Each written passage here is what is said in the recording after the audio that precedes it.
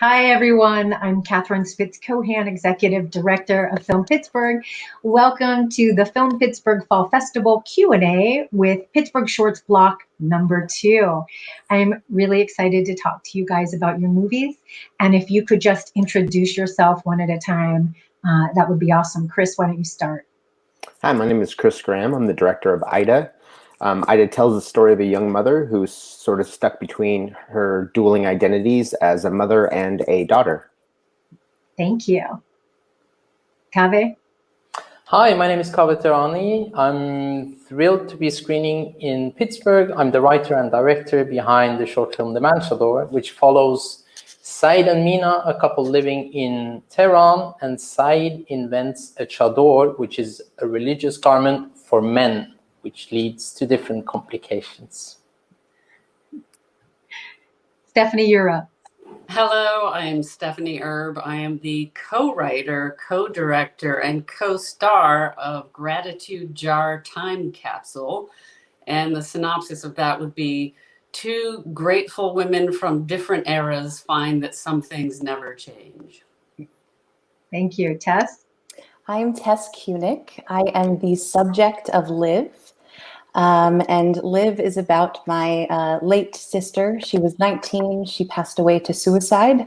And the story is about our relationship and my life after her passing. So you can see that we run the gamut here of themes and tones. Tess, I can't even imagine what that must have been like for you. Can you tell us a little bit about how the film came to be? How did you determine, were you a filmmaker prior to making Live? And if not, or if so, how did you come to make this movie? Sure. Well, I have a background in theater arts, so I have always found such solace in storytelling. And when my sister passed away, our dear friend Paula Dupree-Pessman helped us with her service. Paula runs a nonprofit, and my family has volunteered for her organization for many years. And in addition to running this nonprofit, Paula is also a film producer. And she had just finished producing Quincy, and she said to my mom and I, if you ever want help telling Liv's story, please let me know. And we said immediately, we want to talk about this issue. We want to talk about suicide and mental health and let other young people know that suicide does not have to be an option, that you are not alone. So Paula gathered the team from Quincy, and Alan Hicks came on as a director, and my mom and I kind of just gave all of our Live footage throughout the years to them. And all the while I had been recording some video diaries myself, because grief is so isolating, especially grief from suicide loss. And I needed somewhere to put my energy and my feelings. And so that became part of the film. And I also was having a lot of trouble connecting with my sister. I would hear a lot of people say, you know, I feel her everywhere. She's with me all the time. And I wasn't feeling that. So I decided to write her a letter. And that became kind of the narration of the film. Thank you. I just want to say thank you for sharing your story and being so vulnerable and letting us in on that. It was really brave of you, and I greatly appreciate it. Let's move to Chris. Your story is also about family relations, and I'm wondering if you could tell us a little bit about how you came to the film, how the film came to be. I always struggle with not giving away sort of the one of the reveals in the movie, but the movie, it sort of stands on this particular moment. But my movie is a little bit about memory. And when I moved to Japan I lived in Japan for a couple years, and when I moved there, I noticed through my various just jobs and work I was doing, telling stories, that early onset dementia was such a huge issue there, and it's really prevalent. And I had experienced dementia in my family, so it was something that was kind of I was kind of thinking about telling a story about, And then I started thinking about the various stages of life, how we sort of revert back to where we started, and how that might affect someone who might be in the middle of that. In particular, motherhood or fatherhood is very complicated and delicate, and sometimes we look to our own parents for to help us navigate these things. And I thought of a mother who was in a situation that is fairly common in Japan, from what I've seen, and she's sort of a young mother, but also dealing with her mother, her own mother, sort of losing her memory as well and forgetting who she is. And so I just pictured a young mother stuck in between, as we say, like development and decay, and she's sort of not lacking this relationship with her newborn that she wasn't coming natural, and also not having that critical relationship with her mother, which you look to for guidance and sort of a compass. So that's where the story came about. I guess from personal experiences, knowing how big of a deal that is over there, and then and I had an actress that we wanted to collaborate for a while, so that sort of fell into place and made She was fantastic. Oh, and good. I think she did an amazing job. I think so many people can identify because they've been in one or both of those scenarios, and to have them both at the same time, I only can imagine how difficult that would be, to be in that situation. Kaveh, let's turn to you and talk about your film. I laughed, I cried, I thought it was so unique. I've never seen anything like it. Oh, wow. I just really thought it was so inventive. So if you can tell us a little bit about it and how the story came to be, that'd be great. Well, thank you so much. I mean, thank you for having sort of an emotional response. That's it. That's a positive. That's a good thing. The story came about. It started with the idea. The genesis of the idea was me and my partner Sara. She's half Swedish, half Iranian. I'm half Norwegian, half Iranian. So we're traveling in Iran, visiting family.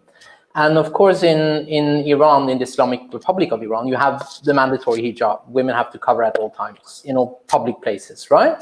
So Sara is wearing the hijab, and she's a feminist, and I'm a feminist. And of course, we start getting into this discussion. What is the motivation behind the hijab? And the discussion turns to the male gaze, that part of the rationalization is that women need to cover so that men will not get excited or something like that. Okay, so when I sleep, I wear a sleep mask, and one morning Sarah says, well, maybe that's it. Maybe that's the solution. If men cover their eyes, then women will choose whether they should wear a hijab or not.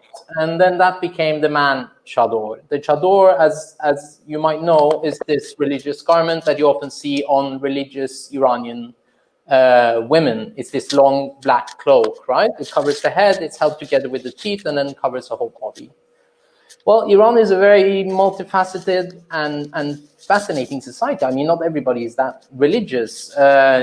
Recently I saw some statistics that Iranians are becoming more and more secular. But I started taking this man chador into the streets with my cousin. He's a stand-up comedian. We started shooting these Instagram posts of me in front of a public building with some government propaganda about the mandatory hijab.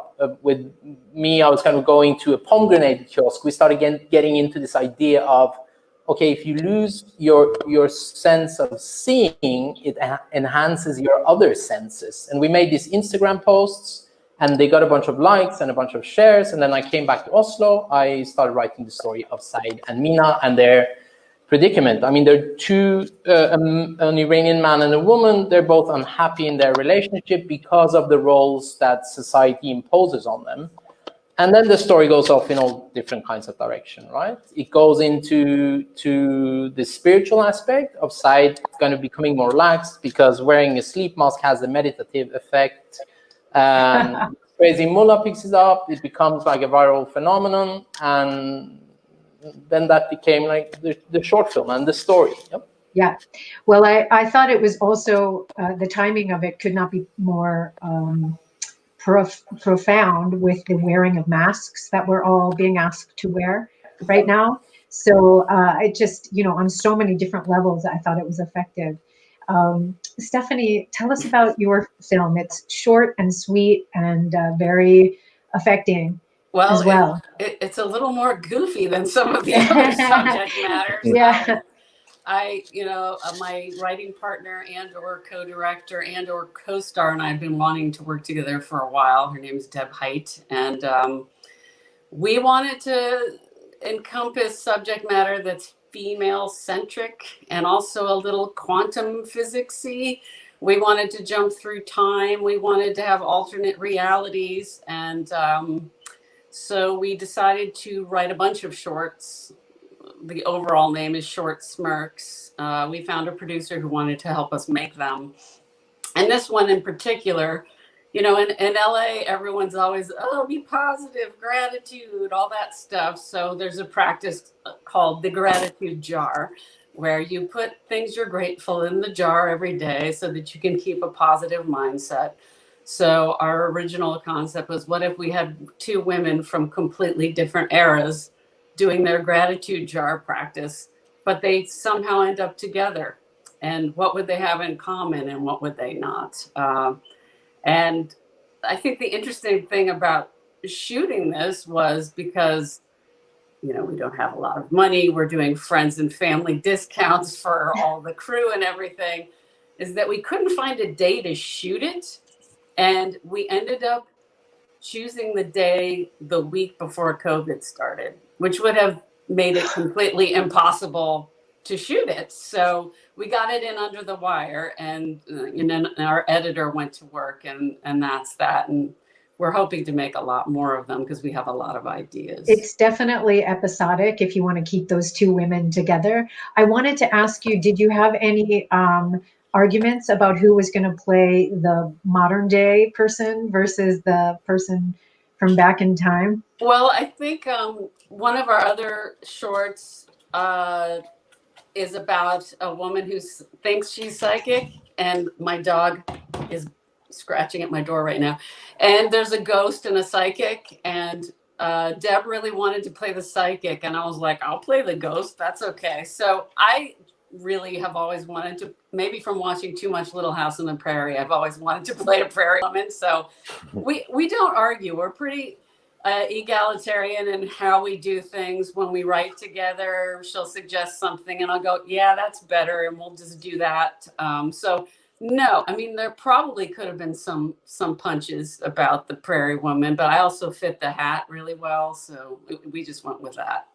Gotcha. Well, thank you. Thank you so much for sharing your story with us. Do any of you have any, challenges that you dealt with along the way? Fun stories that you want to share?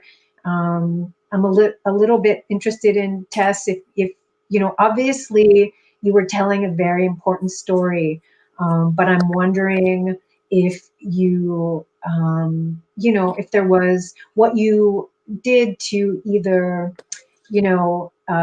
lighten the day, or, if there were any specific challenges that we might not know about. You are muted, by the way, so when you're going to answer, unmute yourself. Do you have any comments about that?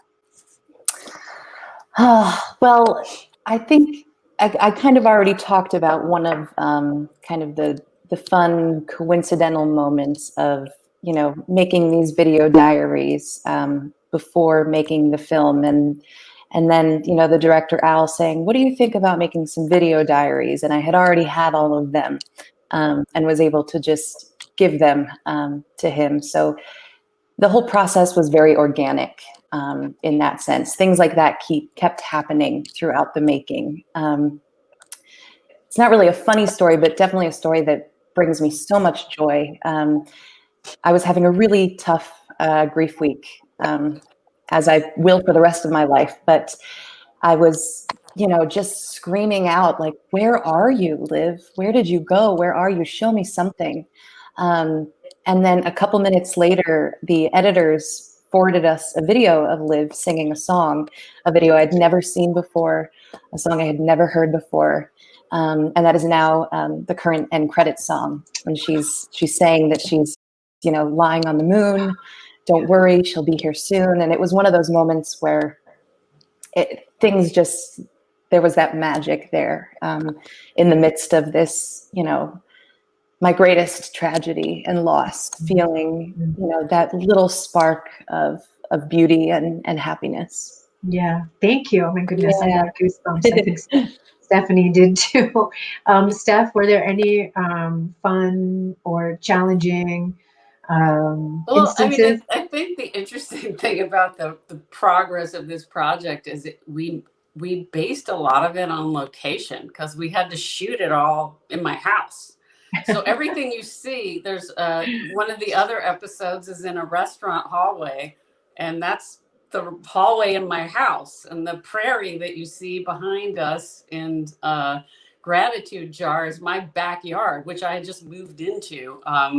So funny. I don't really have a lot of difficulty stories, mostly just that I'm really glad we got it done before COVID. Absolutely. And we really want to do some more. So we would like it if we would get through this pandemic so we could, because the COVID costs through union are pretty substantial. So it makes it really hard to do the independent film stuff unless you have deep pockets, Yeah, absolutely.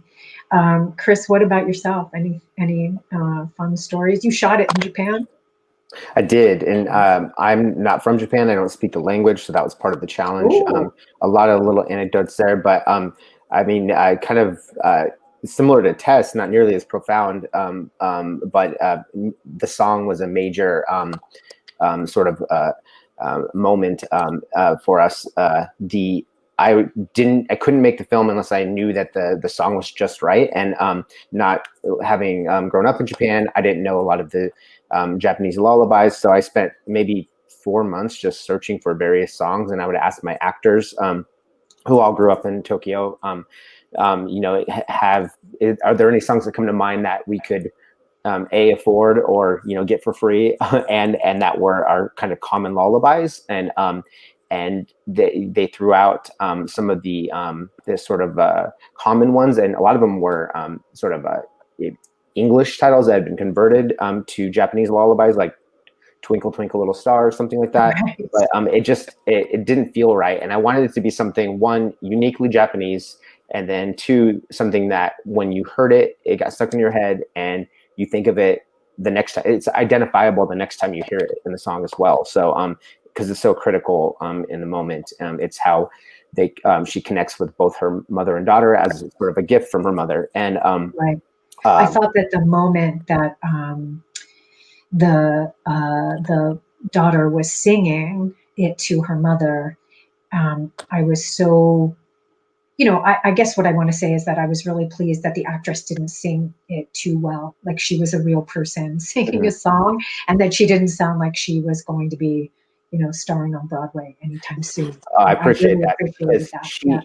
She actually does star on those type of things. She does singing in huge auditoriums with thousands of people, and she's basically on an equivalent of a Disney Channel show in Tokyo. And so she was excited to do a more of a grown-up sort of role. Right. She's used to singing as her counterpart as like a giant stuffed dinosaur or bear, and teaching people the alphabet and stuff. But now she but she knew exactly what we were going for that. It's not the performance of it wasn't the most important thing. It was sort of the vulnerability during that moment, and and also the sort of routine of it, because she's heard the song her whole life in theory, and great. The song. Chris, what are you working on now? Anything that you'd like to share with our audience? So I'm in developing a feature, another feature, my next feature. This is my first short film, actually. Ida is the first short film I've ever made, and it was sort of more or less an experiment to see what it felt like to direct in a language I didn't speak, and work with actors who I speak a different language, and that was all amazing. But I'm really anxious to get back into the feature world, and but I've really enjoyed this ride, and making a short film is infinitely harder than I imagined. I mean, I always knew it'd be challenging, but something about telling a story in the short form it's a real art form, and I admire a lot of the people that do it well, including my fellow panelists here. Yeah, great, thank you, Stephanie. What about you? Are you? Oh, well, you're working on making these stories more. Anything else, or just Deb really and I is your will focus? be doing some Zoom idea meetings, but right now I have a character I created, Dr. L. Her name is. She's a world-renowned Hollywood fake therapist, and I have a show called Therapy with Pammy that's on YouTube and Facebook and Instagram, and I'm recruiting new patients. I sort of have them on Zoom, and they're usually very strange characters. Like one is a roll of toilet paper, who's my but I have a puppet show, a teenage puppet show on TikTok called Sass and Tude. And yeah, so I'm busy. And then I have a movie coming out with Denzel Washington that should be coming out in January called The Little Things, that I'm in as an actor, not writer. Nice, that's awesome. I guess Denzel's one of those guys you just have to say Denzel. Yeah, you don't have to say his you don't really need the last name. I can't think of any other Denzels that there are. So, Kaveh, tell us, where were you? What are you doing? You were here. Something happened. Can you hear me now, or can you not hear me? You hear me? No, we can hear you, but I want you to share with our audience that you're actually working. And you shared your break with us to come and talk to us. So did you just get off and do a scene and come back? What are you doing? No, we're shooting a TV series.